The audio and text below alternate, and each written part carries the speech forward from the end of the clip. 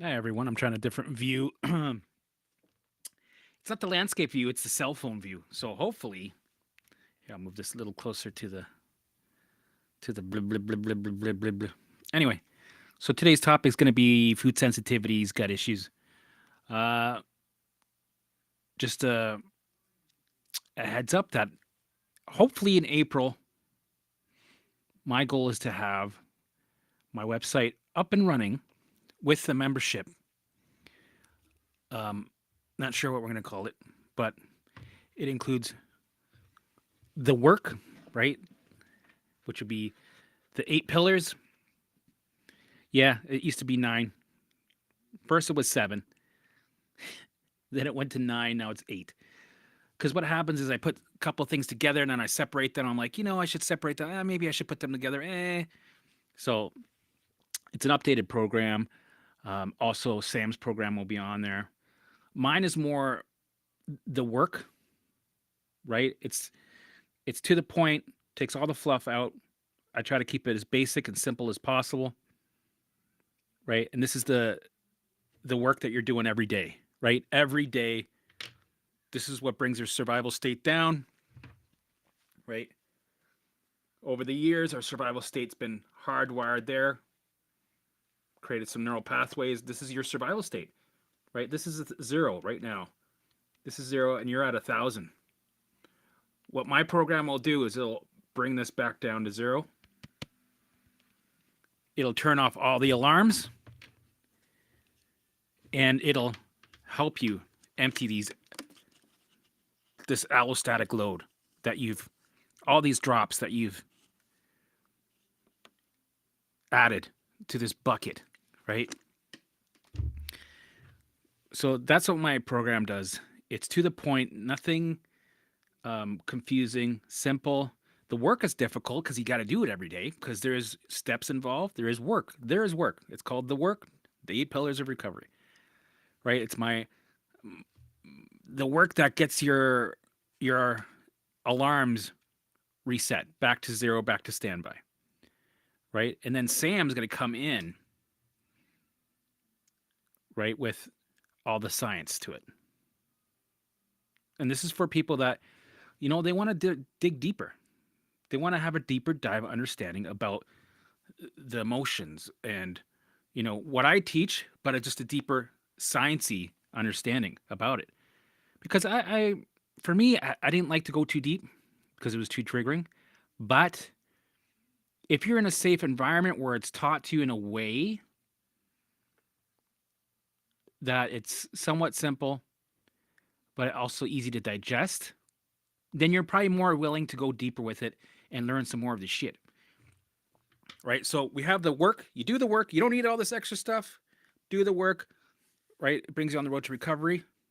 But we have this other stuff. Also, there's going to be, this is where Sam specializes in the CFS part, where I would more generalize, right? Where she can really go get to the nitty gritty, zoom in, right? Day by day, sit in the trenches with you. And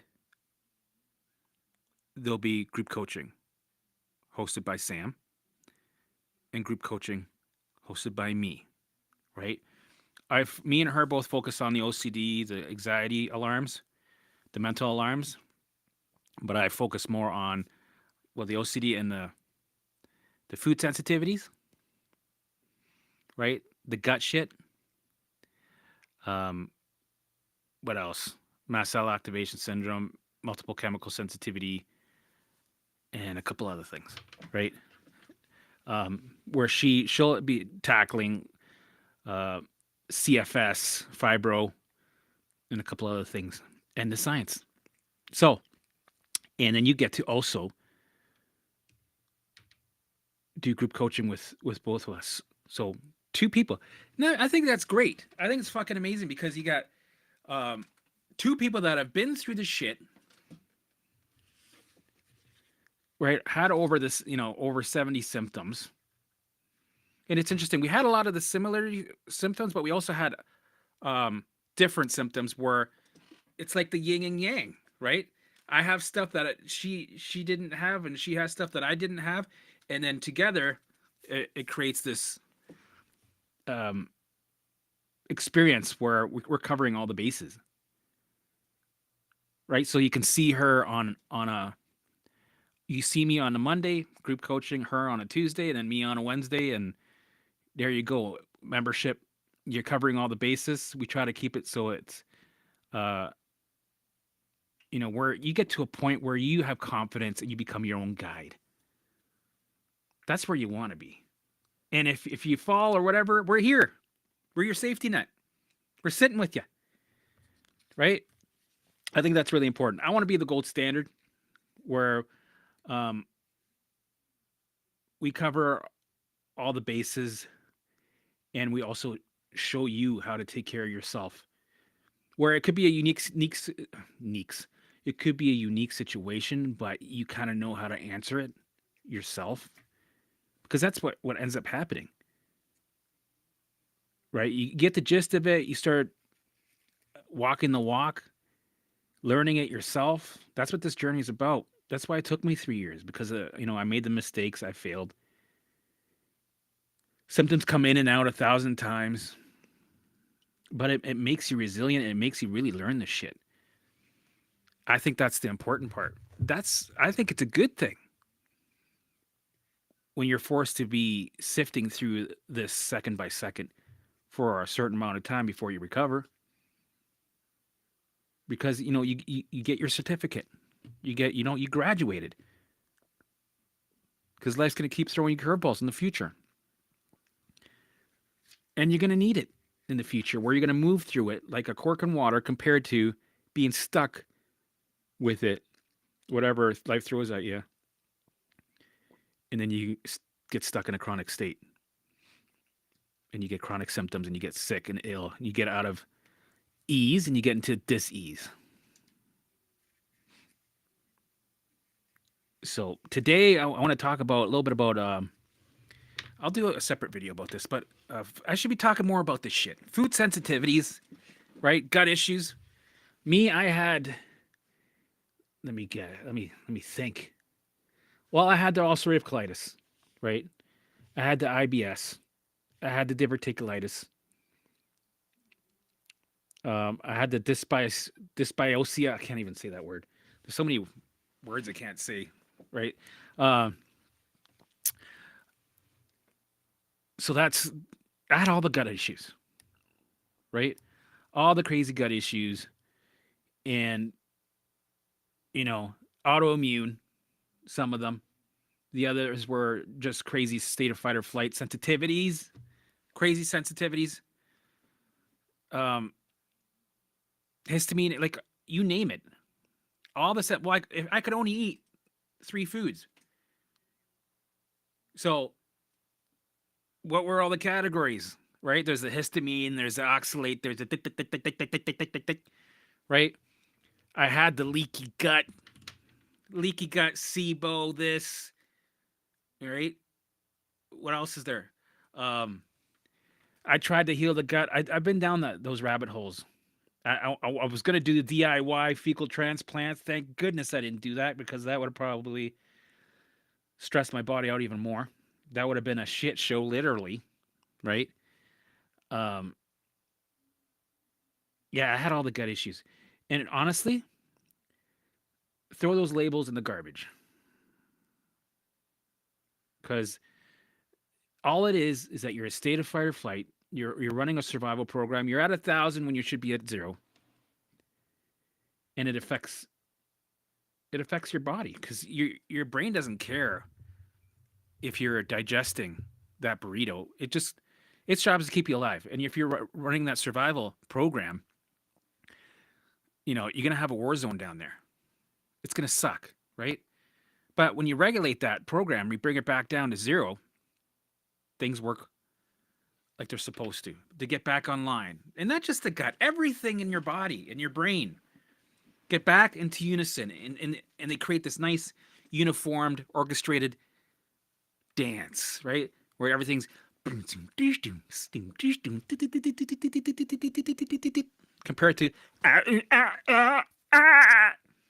fucking chaos, right? You're not gonna digest when you have that's impossible. That's not gonna happen, right? So that's why the labels I let them go because they're irrelevant, right? To me, SIBO doesn't exist. Leaky gut is bullshit. Doesn't it? Even Western medicine would be like, leaky what? So what? When you drink something, you gonna spill water on the ground? Like what's? No, it's people buy it into this shit. It's all garbage. It's nonsense. It's not. It's not real. It doesn't exist, right? But people gravitate to it. I did. I believed it. I'm like, oh, that makes sense.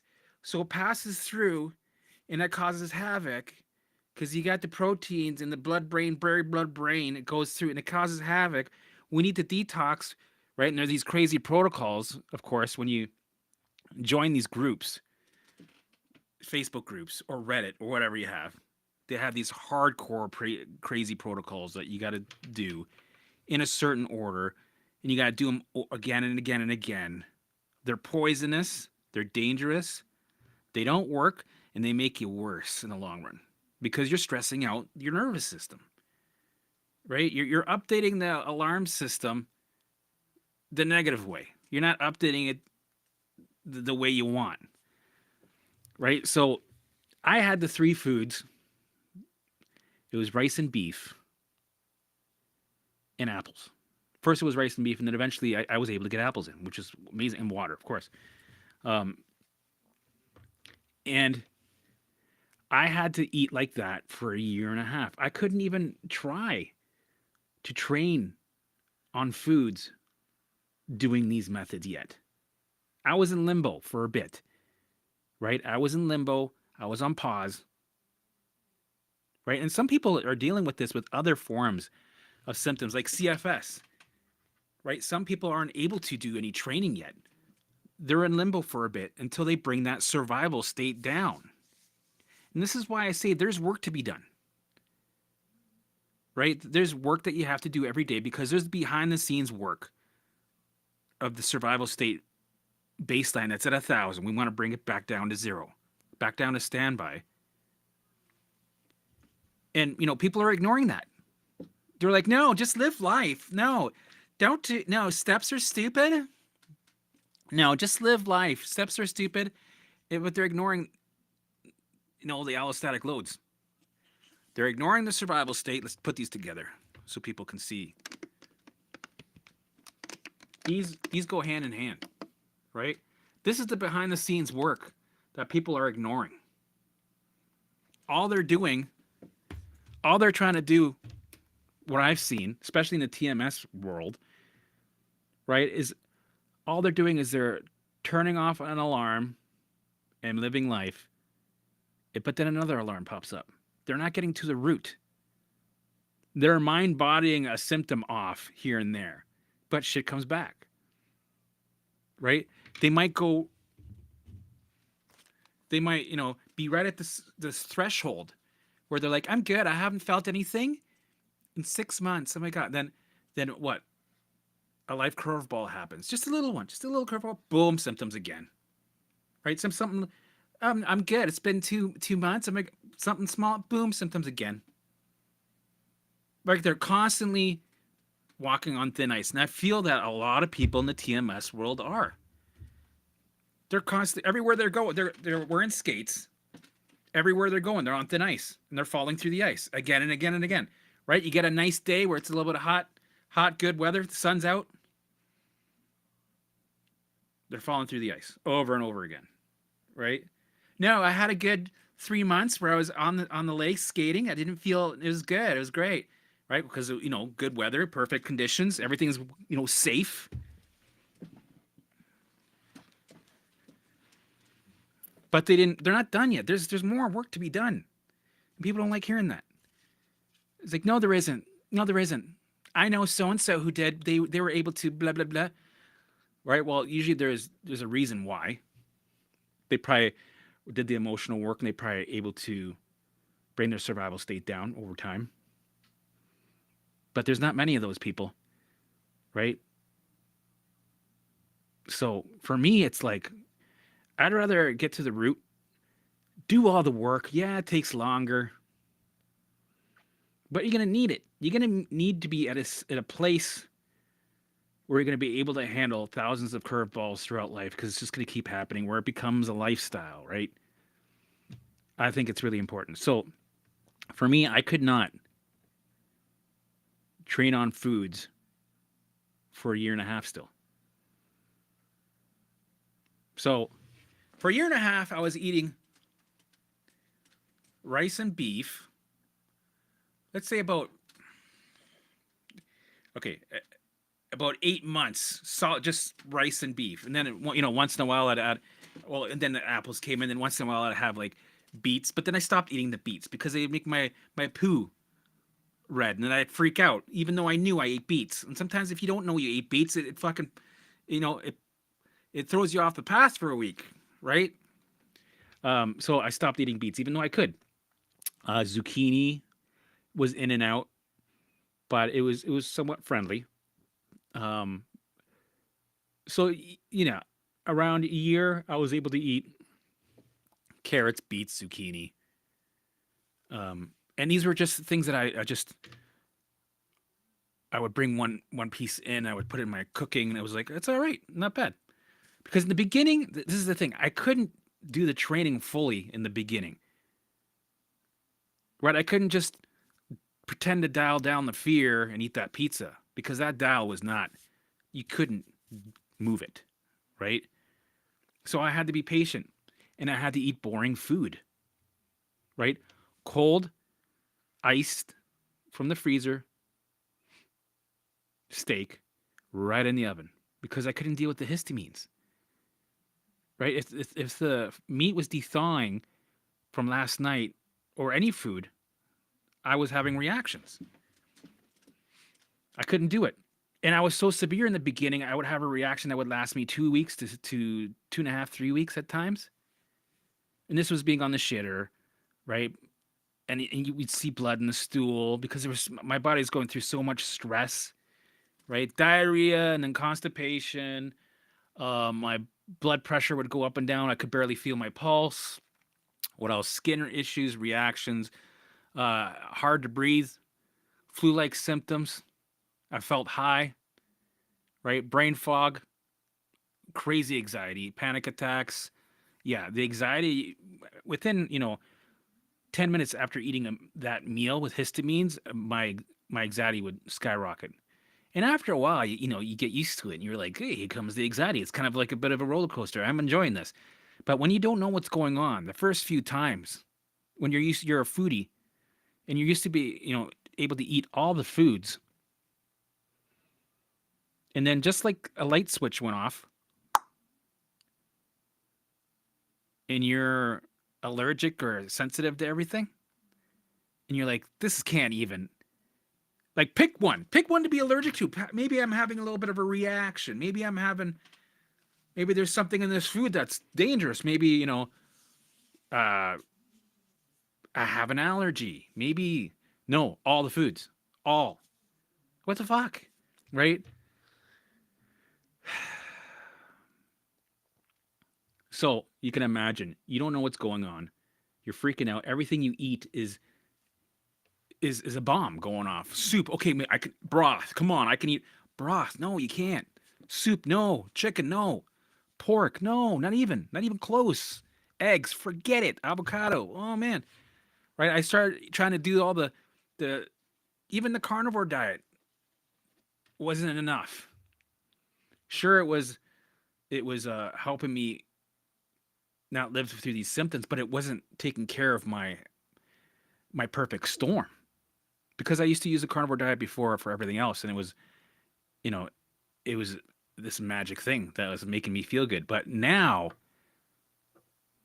it was just not cutting it. So I'm like, okay, fasting. No, it made things worse. It was stressing my body out even more. So I went down the SIBO rabbit hole, saw these naturopaths. They said, we got to do some tests on your gut, right? You got to take some of these supplements so you can just, nothing was working. It just gave me more labels. I thought I was more broken. I thought I was a freak. I'm like, man, my gut is a mess. Well, I took antibiotics, so my biome has got no bacteria. So I fell for all that bullshit. You know what it is? You're in a state of fight or flight. Things aren't going to be working the way they're supposed to because they're not supposed to work like that. They're not supposed to be doing the things when you're in that state. And the thing is, when you get out of that state, watch how fast they start to work again. Right? When you're regulated, your biome gets back. It gets back into balance by itself. It knows how to do it. It sees your environment because you're in the environment, and it knows what bacteria that you need from what you're eating, the life that you're living. Right? It knows exactly what you need, and that's it. You don't have to micromanage your body, your gut, nothing. It does it all for you. Because the more you try to micromanage, try to fix, add this, take that, it just reaffirms to the brain that the danger alarms that it sent was correct, so it keeps it on, right? It keeps it on. And you bring your survival state up, and you get more of the symptoms that you don't want, right? And this is totally in line with autoimmune conditions, because your limbic system, your alarm system is connected to your immune system, right? So there's no separation. It's all connected together into one. So when people are like, yeah, but it's autoimmune now. It's autoimmune. Like, it can't. But that's autoimmune though. It's not mind body. It is. It's all the same shit. Right? It's doing what it's supposed to do. It's actually not broken. Right? When you're dealing with these gut symptoms and these sensitivities, you think like there's something malfunctioning. There's something we have, right? We're having an injury of the brain. Annie Hopper likes it. You have an injury. Your brain is injured. Because she's wrong. Fucking, you're wrong. No, you're not broken. You don't have an injury. It's not maladaptive. It's not confused, like so many people in the mind body space say. No, it's actually working perfectly fine. It knows exactly what it's doing. It's making the call. That's what it's doing. It's making the call. It's like, all right, allostatic loads are up to here. Something's got to give here. We got to make a call. Send them some sensitivities, some food sensitivities. We're at capacity. We got to set a limit. We got to put in a limiter. So make them sensitive to, this is severe. This guy, we need to do something. We got to help him out here. All the foods except a couple. That gives us some room, right? So, before the sensitivities were there, you're at capacity, you're overflowing. The bucket's overflowing. Then they set the sensitivities in. They set a limiter. You're at capacity. This leaves some room. All of a sudden, the loads start to drop a little bit. Right? Because the body isn't digesting as much. Right? You're not putting, eating 10 times a day with all the foods, because that takes a lot of energy. It's got to filter everything out. Filter this, put that there. Oh, we got to put this here. We got to, right? And then we got to keep them alive. Fuck. So it sets these limiters and goes, no. We can't be doing all these things right now because we're overwhelmed. The storage is full. There's too many pictures of kitty cats on your phone, right? Like when your phone's full, you got to delete some files to open up some shit so we can move again. And that's what happens. That's why we get the sensitivities. It needs to have something, something's got to give. It's got to be able to move again and do some shit because it's keeping you alive. That's number one. No matter what, you're always going to be alive, but something else is going to cost. And in our cases, it's the sensitivities and the survival state that we're in. The brain's like, no, we're not letting anything in, but we're letting everything out constantly. I'm not taking any risks. what kind of food, I don't care what kind of food that is, right? There's like a lineup, right? You get the bouncer or an immigration limbic officer going, let me see your paper. I don't care about your papers. Actually, I don't want to see your papers. What do you mean? I got all the ID right here, right? There's a tall piece of celery going, dude, I've been coming here for years, bud. I'm fresh, I'm crunchy. You love me with Cheese Whiz. Actually, do you know what? I don't want to see the papers. And tell Cheese Whiz he's also banned. Dude, don't take it on me, man. Like, right? So the brain doesn't take any risks. It's doing its job. So everything's a threat for now. Until you bring that survival state down, then it starts to allow things back in. And that's what it is. The survival state baseline, when you're at 1,000, that's the boss. And that's why it's important to do the work, right? That survival state program that we've been running for years because of all the shit we've been through in our lives, that's the master, right? That's the master key to unlocking a new program. And you're the programmer, right? You're the programmer. You got to put the key in and update it. Because if you don't work on your survival state baseline and bring it down, nothing's going to change. It's going to keep sending alarms, and your bucket's going to keep overflowing. Because also, don't forget, life's going to keep throwing you curveballs. So if we zoom out a bit, look at all the gut issues. Look at all the sensitivities, right? It's very complicated. Everybody, everywhere you look, it's making it complicated, right? And all the labels that go with it. It's hundreds of labels. It's all complicated, and I'll give it to you simple. Zoom out. All it is, you're in a survival state. It's hardwired in there. The brain sets capacitors, limiters. Because you're at capacity, it says, no, we got to send sensitivities. It's doing its job, right? And you know what? It's to the point where you're grateful. Like, I trust you, brain, for sending me these limitations. And I'm glad you made that call. And I back you up 1,000%. Because there's a reason why you made these calls, to keep me alive. I will never understand fully 100%, right? Most scientists won't understand, but I trust you because you're here to serve me. I was never supposed to micromanage and dive into exactly what's going on. You're here to serve me, and it's supposed to be in a way where my only job is to program the program of ease. That's it. That's my job. It's to support, and my brain will take care of the rest. My gut will take care of the rest, right? My kidneys, my liver, right, will get back on the balance. My fatty liver will clear up, right? My biome will get back on balance. Every part of your mind and body will work efficiently back into balance, and all the symptoms will go poof, poof, poof, poof off. They get turned off, right?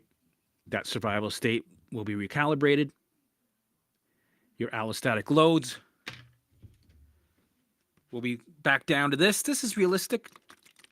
This is where I'm at, right? So when something stressful happens, it goes up, but it goes back down again, like a cork in water. We're able to move through our symptoms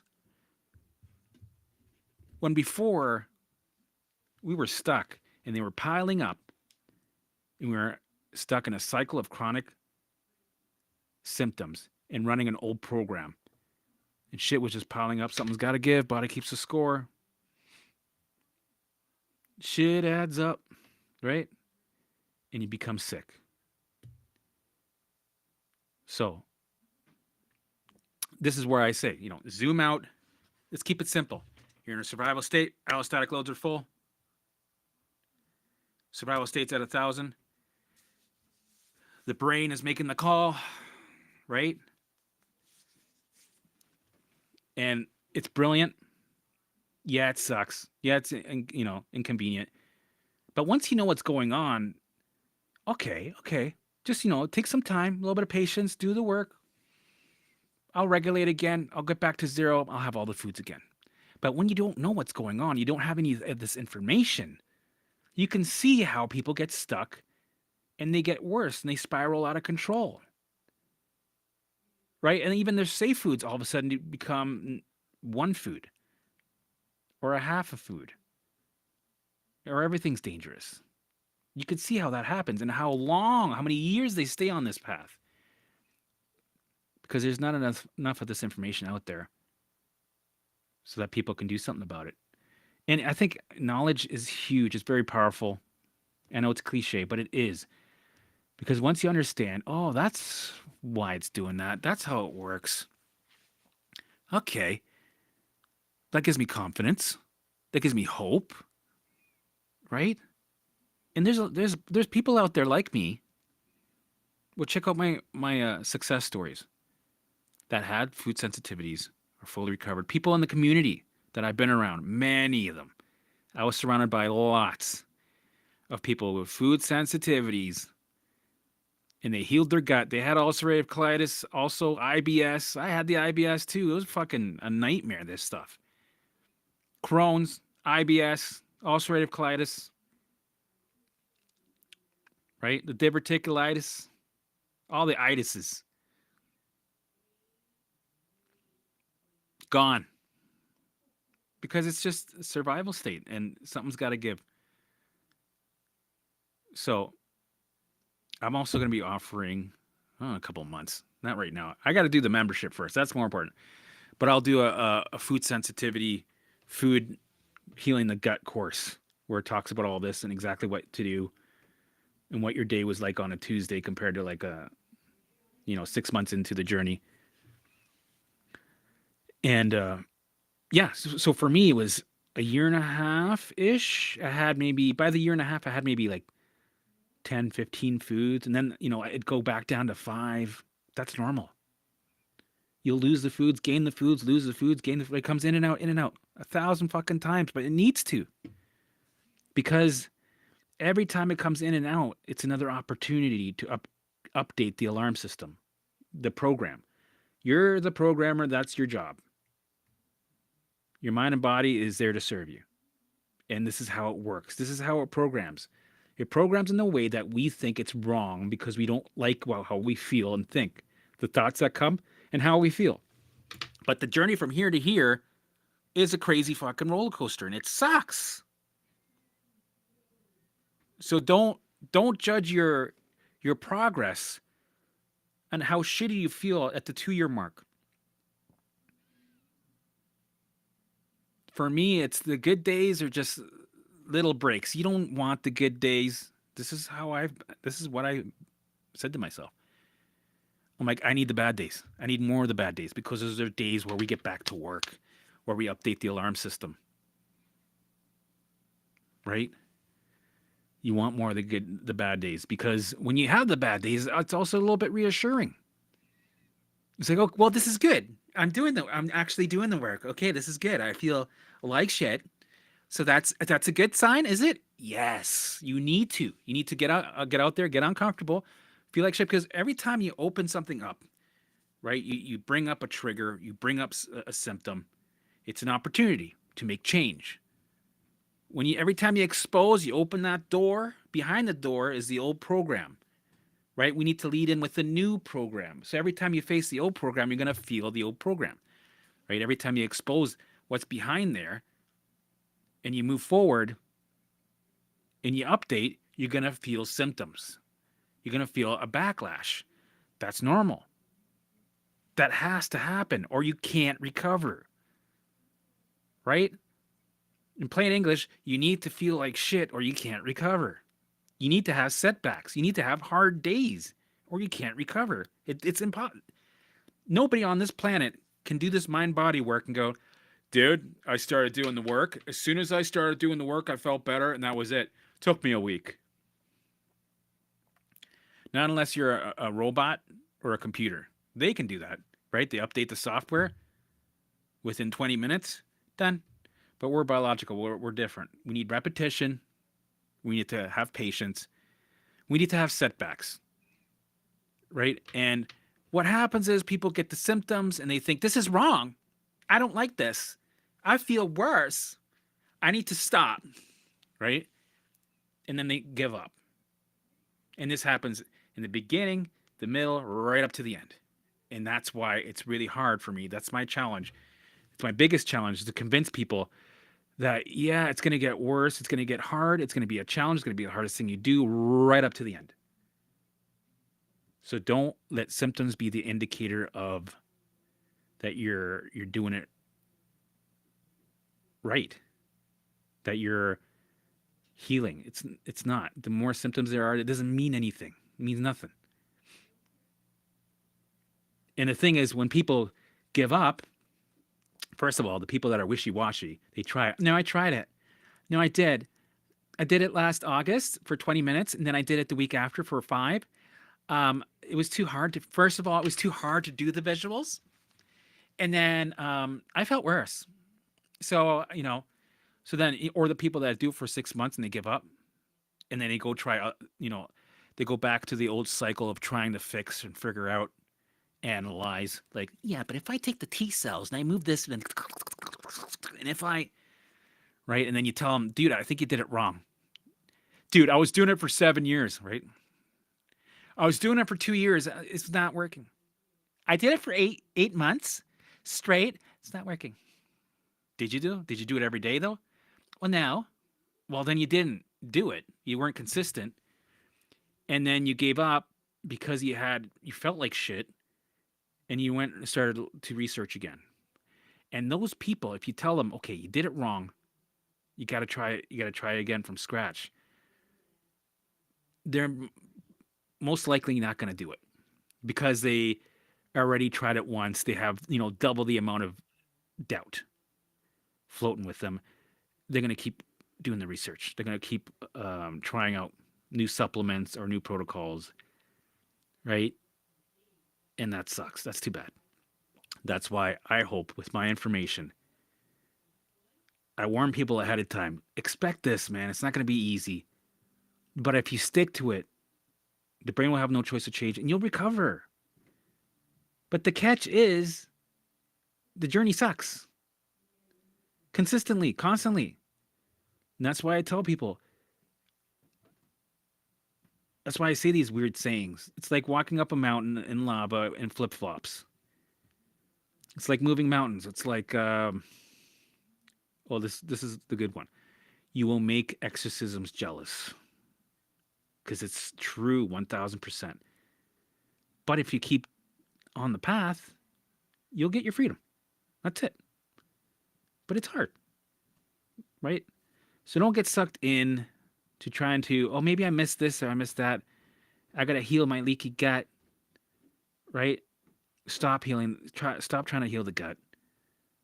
Do yourself a favor. Make a little contract with yourself. Go, I'm going to stick to this mind body thing for at least 2 years. I'm going to put all the research on the shelf. I can always come back to it, right? Even put that in the contract. We will come back to it in 3 years, right? Make a deal with your brain. If this doesn't work, we'll come back to it and we'll keep researching. How about that? Deal? But I'm going to give my mind body a fair chance so it can do its thing.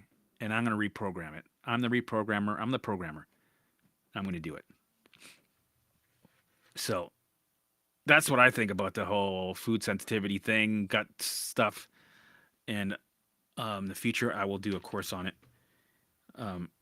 But yeah, don't get sucked into the labels because 99% of this stuff, all these gut gurus, people don't heal from this shit unless they bring their survival state down. They do the mind-body methods. That's the core. That's the root. That's the way. That is the key to full recovery so that you can eat all the foods and never have to have the gut issues take over your life and be a slave to it. Right? That's what we want. And my goal is to bring awareness to it. and help motivate people and let them know you're not a special case, that you can do it, and sit with people in the trenches while you're going through it. All right, here we go. Let's do a couple of questions. And thanks for all your support, by the way, everybody. Please like, share, and subscribe. Subscribe, please, because I've noticed that when I look at the analytics, it says that like 50% of the people that watch my stuff aren't subscribed, and it really helps if you are, because it gets the algorithms going, and I'm able to spread the word. Okay, so let's see if I can get this to show up. Here we go. Yes. Loving it. Loving it. Okay, here we go. I'm going to try to... Oh, man. Shit, there's a lot of questions. Okay. What up? What up, Computer Fast Repair? Is health anxiety a mind body? Yes, it is. It's all a part. It's the OCD part. Can you PM me your program? What I will do is I'll put it in the description later. That's what I'll do. So I got to remind myself. And also, stay tuned for all you guys. I'm going to try to launch the membership with me and Sam for April, right? If there's delays, it might be the first week of April, because I want to make sure this runs smooth. So I will make updates, and I hope you guys join. This is going to be massive. So Claire, thanks for coming out. And yeah, and I will put it in the description. Thank you. Pinche, ¿qué pasa? How's it going? How's it going? Sea Dog, how you doing? I should do a video of me doing a visual. My visuals are a little different than they were when I first started doing this. Now it's like it's mostly future that I do. But yeah, you know what? I gotta write it down. Let's see. Visuals. Video. Here we go. Done. And Sam said she's gonna do some guided visualizations, because I've been bugging her, because she does somatic tracking and allowing sessions. I'm like, dude, you got the voice to do guided visualizations. Hook it up. And she's like, yeah, I'll do that. I'll get to it. I will do it. I'll do it. I'm like, all right, thank you. I wish we had TMS group like Alcoholics Anonymous. Yeah, where recovered and those looking to recover can meet up. That's kind of like the community I'm trying to build. The same idea. There's pillars. There's steps you got to follow, right? And you can learn from each other. Thanks for doing group coach. Thank you. I'm curious about joining even if I'm recovered. Yeah, cool. CC. I will put the description. No, that's for, sorry, Claire. No, but the updates, I'll let you know as I go. I'll be promoting the crap out of it, because I know it's going to be awesome. Thank you, Emily. You guys are doing amazing work together. Thank you. Let's see. Just coming from my 1 hour dance. Nice. Love it. 1 hour dance walk. Love it. Yeah, I did. My average day was, my regular routine was 1 hour visuals, 1 hour of dancing. I did that in the evening usually, and 2 to 3 hours of walking. Right, the walking was really important. And while I was walking, I was doing walk and talks. So what is that? 4 hours a day, man. Times 365, man. Times 3. Man, the brain has no choice but to change. That needle's gonna move, right? Ed Gay, yo. If you say gape horn, you hear something about. Thank you. Oh, we got some trolls. Love it.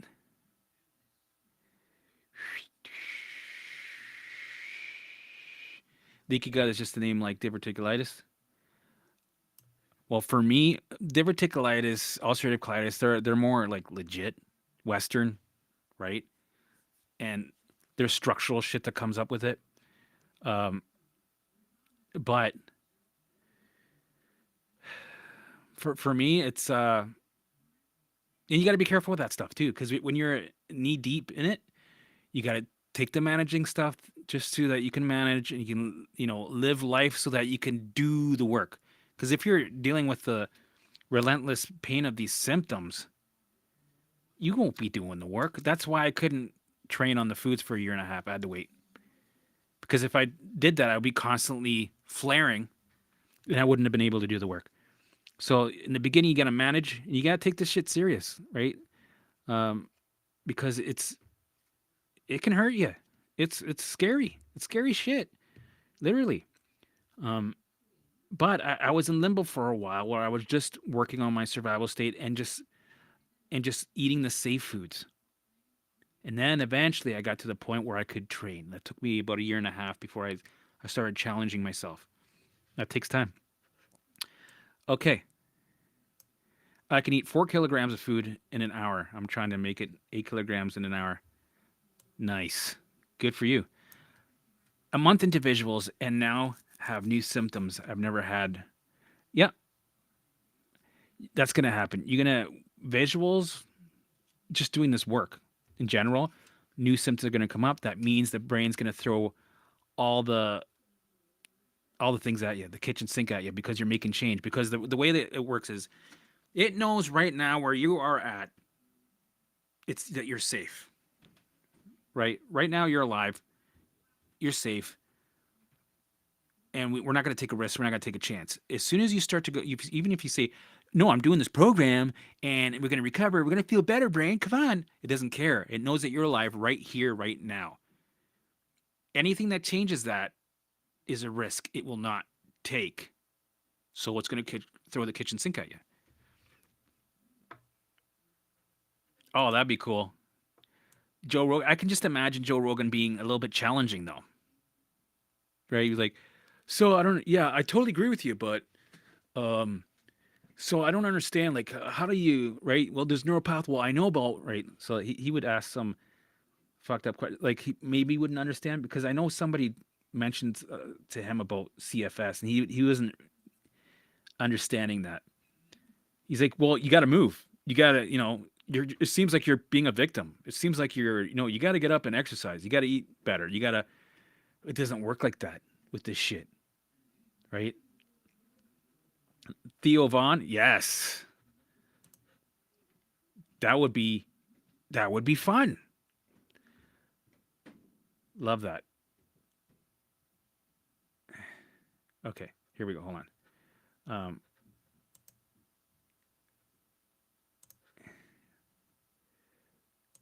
Let's find some of the. Hey, Jill. Thanks for coming. Can the alarm on mode cause you to not tolerate physical sports like the gym? Yeah, totally. You can also have post exertion malaise. It seems like my muscles get hard as stones from even small amounts. Yeah, mine used to fatigue, and also my body wasn't absorbing nutrients fully because it wasn't supposed to because we were in a state of fight or flight, right? So when you move them and exert them, you're gonna feel shit. That's normal. Once you start to bring that survival state down, things work again. And then, like my one buddy, he's one of my clients, Garrett. He had food sensitivities, hormone issues. They were, he had to take hormone supplements, or I think certain uh, hormones he had to take, whatever. And he couldn't. He had problems working out. He wasn't gaining any muscle or nothing. Now he can eat the wheat.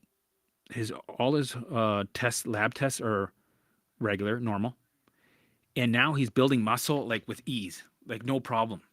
He's like, man, I feel strong. This is fucking amazing. I haven't had this in years.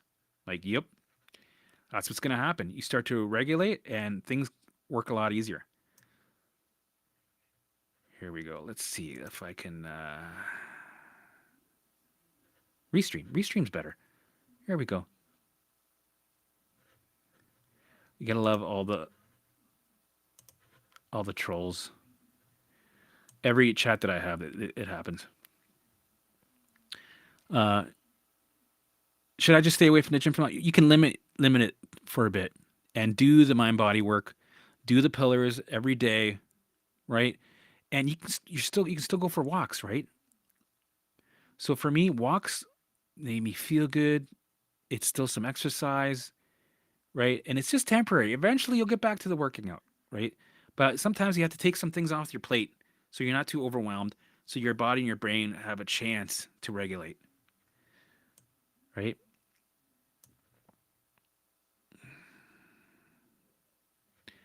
Um, let's see.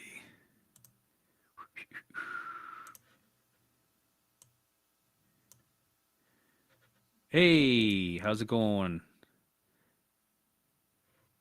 I did not do any meditation because meditating for me made things worse because I was dealing with OCD looping thoughts and anxiety. So usually with meditations, it's trying to force you to be quiet and be still and not think and be still, like have nothing. And for me, doing that, I just opened myself to for the brain to hijack me and to um, get me to loop on something. And I couldn't do that. I had to put my brain to work with the visuals.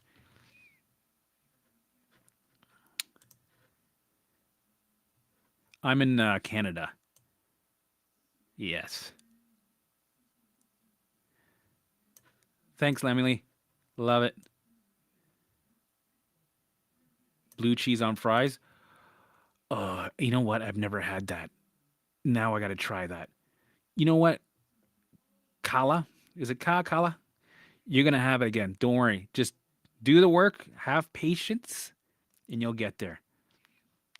Did you do turbo for your dizziness? Any tips you could share? Dizziness? No. I did my turbo exposures for my thoughts on certain symptoms or just thoughts that I would have. You can use for dizziness. I had the dizziness, and sure, it was scary here and there because I had it throughout come and go throughout my life because I had two perfect storms. It was scary in the first perfect storm, then it went away. Then I came back in a second perfect storm when I had the 70 symptoms, and it was more something that I was like, fuck you, dizziness. I don't care about you really. I'm more worried about this gut issue. So it was around me all the time. I felt like I was drunk. I was holding onto the walls when I was walking down the hallways. I made it my friend, right? Just like all the symptoms, you allow it to be there, let it do its thing, and you make it your friend to the point where you don't even know if you're dizzy or not. That's how you really allow something. And then you build indifference over time. You build that leverage of indifference where you're like, am I dizzy? I don't know. What is normal? I think I'm normal, right? Eventually it will lift, especially when you're working on the behind the scenes stuff when it comes to the survival state and the survival state baseline. If you bring that back down to zero, over time, you'll have less and less and less of the dizziness. Okay, here we go. I'm going to skim through here a little bit.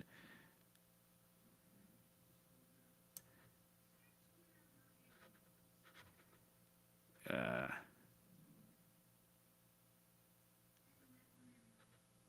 what is that?